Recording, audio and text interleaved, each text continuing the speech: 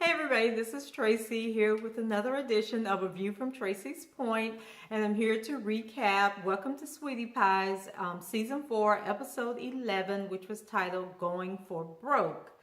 So in this episode, we cover pretty much the Inglewood opening. Miss Robbie wants to do a showcase, and Charles learns that there's more to being a manager or running a restaurant than just showing up. It's opening day at Inglewood, and as we left off last week, they aren't ready. And so Chef Clark and Chloe are under a lot of pressure because none of the staff that they've hired have actually been trained. So they're going to train them as they go along, which I don't know who thought that was a good idea. But Tim is nowhere to be found. And then Bruce, he's trying to help and be nicer to Chef Clark so that they can get everything going. So Chloe, she has her team together out front, which is the servers, who's going to be working like the hot table where they keep all the food and bringing up the actual orders. And so she's just waiting on the food to come out, and she's trying to be patient with Chef Clark as they wait, even though they have all these people waiting in line. And so, of course, she's doing the most at times, but you can tell that she's trying to bring herself back in. So, the anger management is obviously working. And so Chef Clark, if Chloe could have her way, Chef Clark would stay in the kitchen.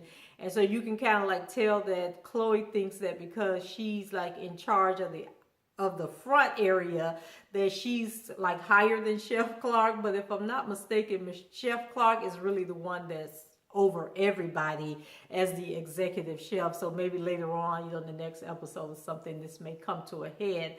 But so far, she's being very patient with Chloe, and Chloe is trying to control her temper.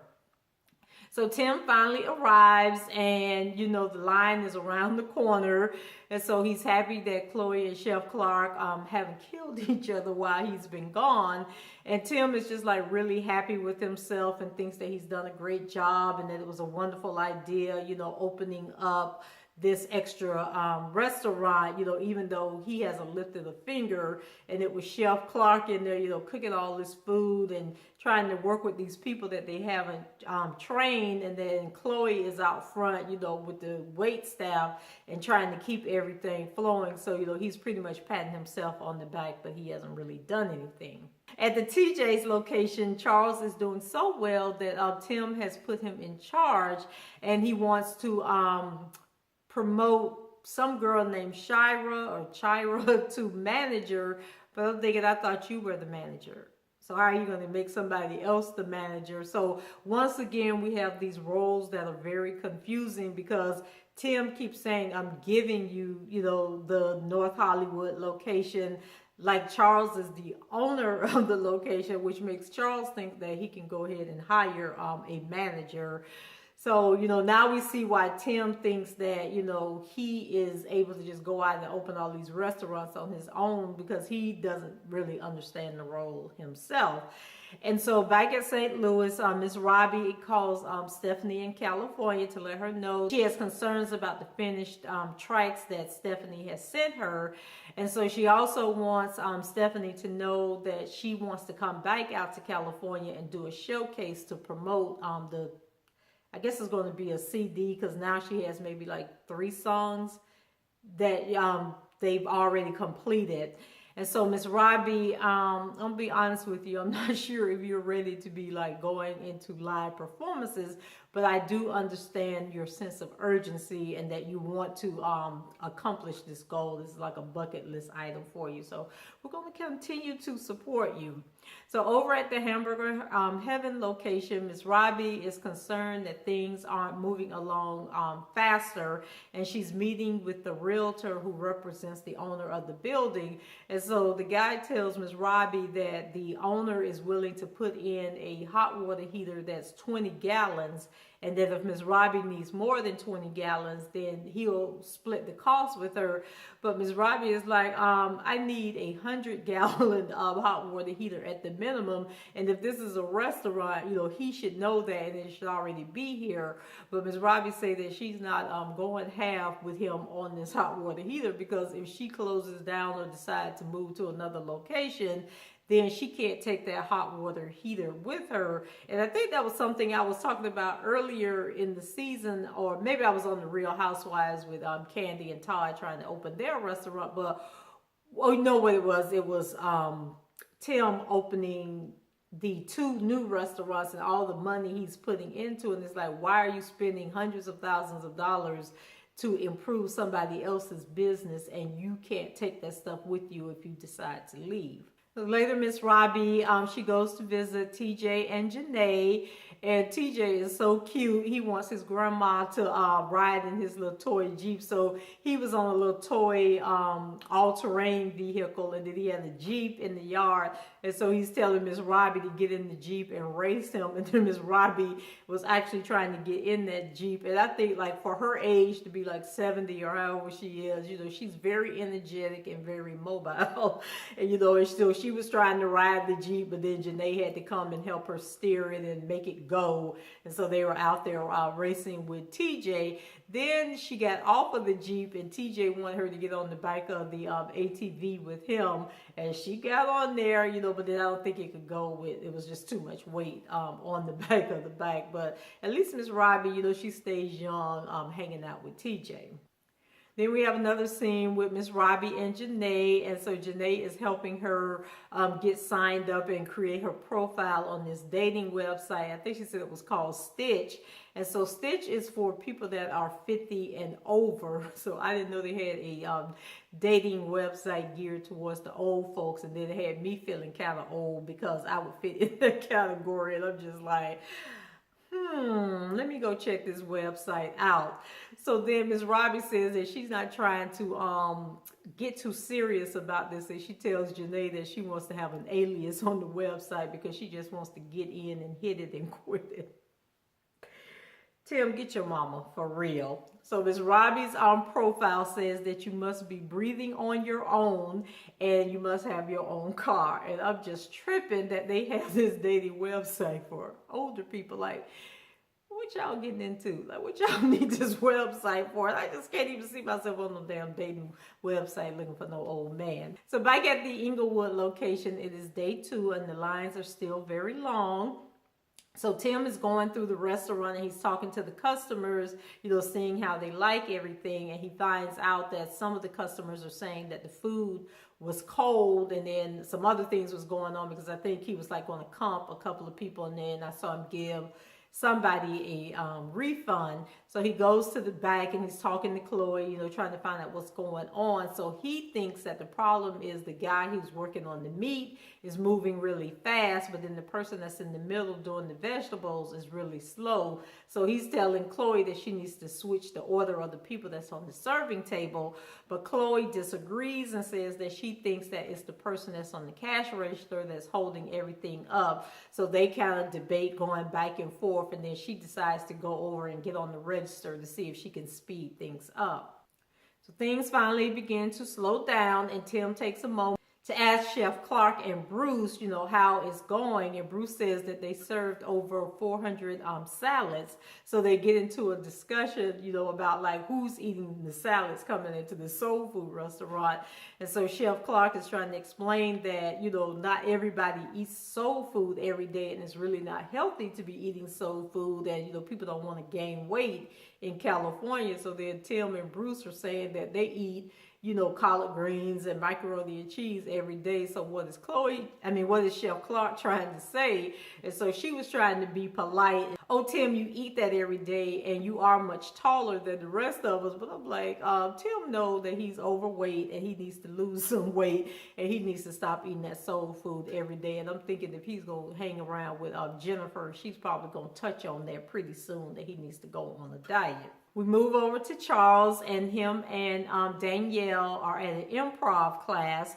And so, Charles is really nervous, and Danielle, she's trying to encourage him to like chill out. And then I didn't realize that Danielle recommended the class to him because she's taking these acting classes. So that's how she knew the information and to invite Charles. And so the teacher tells the group that, their first little sketch thing is as a the worst father. So when everybody goes, and do their part, and then when it was Charles's turn, he was like really nervous and he was going to like bike out, but then the teacher encouraged him to like keep trying. Like, I could tell that you had a thought in your head, so just go ahead and put it out there. So he did pretty good. And then Danielle, when she got up to do her improv, she was really good. And that's when I realized that she had been coming to the classes all along. Afterwards, Charles asked Danielle to assess his progress, and she, thinks that he did great, and she's very encouraging. And then she wants him to come to another course that she does, to come and further what they're working on. I think the other class is more of an acting class. So Tim meets with a guy from an organization called ARC, and he hopes that the guy can help him bring in more employees. And so as the two of them, get to talking, I think what it is like one of these prison reentry programs. And I believe it was initiated by President Obama, where they're like dumping like a whole lot of money, like millions of dollars, into these communities to create programs that help people when they get out of prison, to get acclimated back into society, and if they need to go back to school, go to get training, help them get jobs by finding people that's willing to help ex-offenders. And then they also extend services like to the wives and to the children and everything. And that's what it sounded like to me. And then it got me to thinking, what's going to happen with that program now that Trump is in office, because it was fairly new under the Obama administration, and a lot of places have really taken off and done really great things with it. So I hope President Trump does not take the funding away from these programs. So as the two of them were, going back and forth with this conversation, it really was sounding like a sales pitch instead of two people sitting down talking. And so by the time they got to the end of it, the guy said that he had 5 people that he thought would work out good at the restaurant, and that he will send them over to Tim to check out. So Danielle stops by the Inglewood location, and Chloe shares with her that she's taking the anger management classes, and she thinks that it's working really well. And so after the two of them talk about it, Chloe invites Danielle to go with her to like a group session that she has coming up. And Danielle was like, well, she knows that she needs help also, but I never did hear her confirm whether or not she was going to go to this meeting with Chloe. Then we're back in St. Louis, and Miss Robbie goes to the church to rehearse with Mr. Charles, and she tells him about her plans to do the showcase in California. So, she starts talking about, her voice was really hoarse, and she thinks it was the dry weather in California, and then all of a sudden she starts coughing. And what I love about Mr. Charles is he doesn't say that much, but he has these expressions on his face that kind of let you know what he's thinking. So Miss Robbie plays one of the songs that, they finished up while she was out there. And Mr. Charles was kind of like listening to the song like, not too sure how this is going to go in today's market, but he's encouraging and telling, Miss Robbie that he'll be there to help her. So Miss Robbie goes over to the podium, and he's playing, the piano, and she's just talking and rolling along with all these plans that she have. And Mr. Charles is just sitting there looking at her like, okay, do I tell her now this isn't a good idea, or I don't think it's going to work, or do I just let her roll with it? So they have like a very interesting relationship, and I can't tell whether Mr. Charles thinks that Miss Robbie is doing really great, or if he thinks she needs to give it up. So the show ends with Tim going to see Charles, and when he gets to the restaurant, there's like some dirty dishes on the counter, and Charles is like, if he had came 5 seconds early, the customers would have still been there, and if he had came 2 seconds later, they would have cleaned the counter off already. But what Tim is really there for is to talk to Charles about the fact that the payroll is $7,000 more than it had been prior. So he's trying to, figure out what's going on. So, he talks to Charles and telling Charles, like, if the restaurant isn't making money, then you can't have an increase in your payroll. And so Charles is saying that Bruce used to do the payroll, but he's going to work hard and figure everything out and get on the right track. And so then Tim tells him that he has 30 days, but he's confident that Charles is going to do a good job and that he made the right decision in, putting him over that restaurant. And so I got to thinking back to when Miss Robbie had first came and was talking to Tim about opening the restaurants, and she told him it wasn't a good idea to have the TJ's restaurant and the Inglewood's restaurant because they were too close together, and that he was creating his own competition because there aren't really a lot of soul food restaurants in the area. So I'm thinking they have all these people over there at the Inglewood, but it seems like the TJ's doesn't have any customers now. So maybe Miss Robbie knew what she was talking about, and what Tim think was a great idea, that Inglewood is doing good. He may soon realize that the people that are over there standing in line are the people that used to go to the TJ's restaurant. But we'll have to wait and see how that turns out. Well, that's it for me. Leave your comments below, rate the video, and subscribe to the channel if you haven't done so already. And until the next time, I hope everybody have a great week and take care. Bye-bye.